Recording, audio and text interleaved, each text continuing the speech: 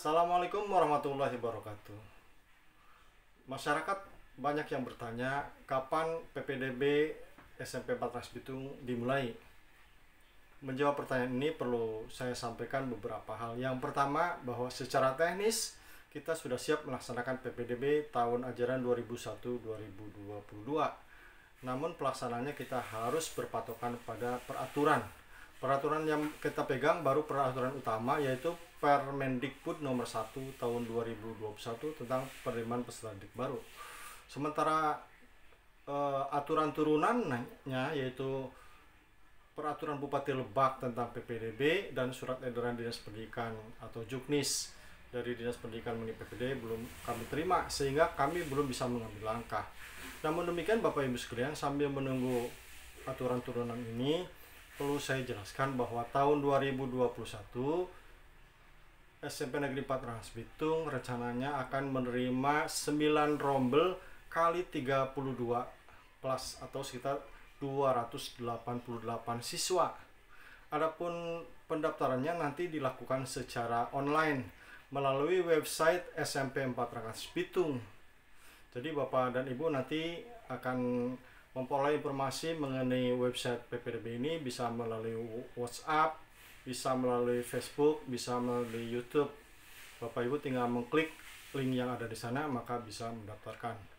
Nah, untuk jalur pendaftaran sendiri sesuai dengan Permendikbud maka ada 4 jalur pendaftaran. Yang pertama adalah zonasi.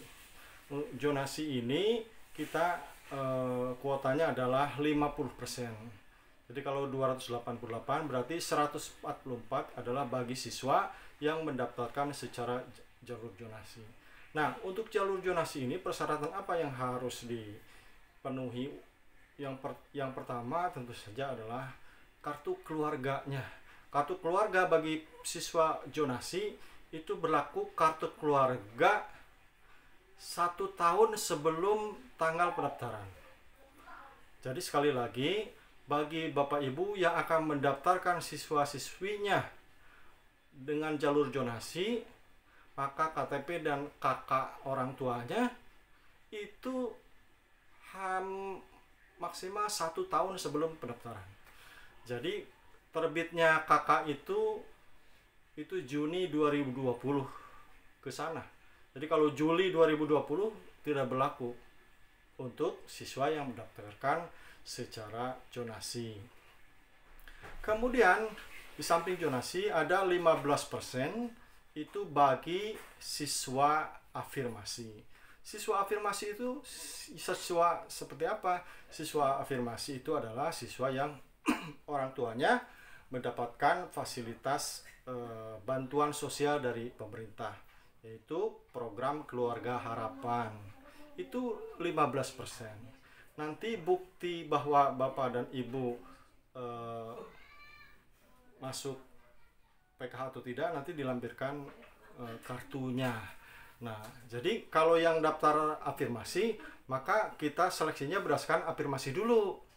Nanti kalau kelebihan kuota baru berdasarkan tempat tinggal, gitu ya. Misalkan kuotanya itu 15% kali 288, kurang lebih sekitar 30-an misalnya. Nah, yang dapatannya 50, maka yang 20 itu 1 sampai 30 itu diseleksi berdasarkan zonasi paling dekat. Semakin dekat ke sekolah, maka kemungkinan diterimanya lebih tinggi. Kemudian bagi Bapak dan Ibu yang pindah kerja itu ada kuota 5%. 5% bagi orang tua yang pindah kerja dari luar Rangas Bitung ke sini. Jadi meskipun KTP-nya misalkan KTP Ciamis tapi dapat SK mutasi ke Rangas Bitung, maka yang digunakan bukan KTP Ciamisnya, tapi surat tugas, surat pindahnya, dan surat keterangan domisili di sini. Dan itu kuotanya hanya 5% dari 288, sekitar 11 atau 12 orang gitu ya. Dan yang terakhir, jalur pendaftaran itu adalah jalur prestasi, itu sebanyak 30%. 30% dari 288 itu sekitar 80 orang. Nah, Siswa seperti apa siswa berprestasi itu?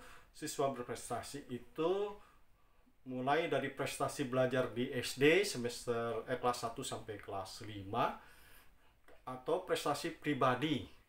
Prestasi pribadi baik kesenian, olahraga, dan lomba-lomba lain. Nah, bagi siswa yang mendapatkan jalur prestasi, maka dia tidak melihat domisili, tidak melihat tempat tinggal. Yang di ranking adalah prestasinya. Kecuali kalau misalkan yang mendaftar prestasi membludak melebihi kuota, maka nanti ada selain seleksi prestasinya, ada seleksi zonasinya. Semakin dekat ke sekolah maka kemungkinan diterimanya lebih besar. Nah, jadi 4 jalur itu. Nanti Bapak dan Ibu tinggal mendaftarkan secara online. Tetapi sebagai bentuk kehati-hatian agar siswa tidak mendaftarkan di beberapa sekolah, meskipun daftar secara online, bukti fisiknya nanti tetap dibawa ke sekolah. Nanti ada jadwal Bapak dan Ibu membawa bukti fisik, misalkan surat keterangan lulus asli, kartu kakak asli, dan lain-lain, itu dibawa ke sekolah. Pengalaman tahun kemarin setelah kita koordinasi dengan SMP 2, SMP 4, ada sekitar 80 orang yang daftar double. Jadi daftar di SMP 1 daftar, di SMP 4 daftar, SMP 2 daftar. Sementara di SMP 1 persyaratannya online semua, akhirnya kita putuskan yang daftar double itu tidak diterima di SMP 4, langsung dicoret. Makanya tahun kemarin itu banyak yang anak-anak sekolah rumahnya jauh gitu ya, di Bojong Leles, di mana gitu, bisa keterima. Kenapa? Karena banyak orang-orang yang dekat di SMP 4 dia daftarnya double, dan kita putuskan tidak diterima bagi sekolah yang double. Saya kira itu sebagai gambaran Bapak sekalian. Terus kemudian ada pertanyaan, bagaimana Pak kalau misalkan kita tidak bisa mendaftarkan online karena gaptek dan lain-lain. Nah, itu nanti ada waktunya. 3 hari sebelum pengumpulan berkas, Bapak dan Ibu orang tua siswa yang kesulitan untuk mendaftarkan secara online, itu nanti bisa datang ke sekolah untuk didaftarkan secara online oleh panitia.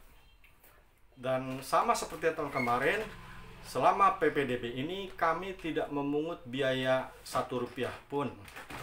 Tidak memungut biaya Rp1 pun. Baik dengan alasan untuk fotokopi, untuk beli map, dan lain-lain. Bapak dan Ibu hindari calo ya. Hindari orang yang menjanjikan jasa untuk meloloskan anaknya ke SMP 4 Rangas Bitung. Bahkan ketika Bapak dan Ibu misalkan nitip ke guru SMP 4 Rangas Bitung, tidak ada jaminan bahwa anak Bapak dan Ibu lulus masuk ke SMP 4 Rangas Bitung. Sebab yang meluluskan atau diterima tidak diterimanya putra putri Bapak Ibu Bapak ke SMP 4 Rangas Bitung adalah memenuhi tidaknya persyaratan untuk masuk ke SMP 4 Rangas Bitung. Tahun kemarin kita alhamdulillah berjalan sesuai dengan aturan. Saya pun bisa tidur nyenyak, panitia pun bisa tidur nyenyak juga, karena kita tidak memiliki beban penyalahgunaan kewenangan. Terima kasih. Assalamualaikum warahmatullahi wabarakatuh.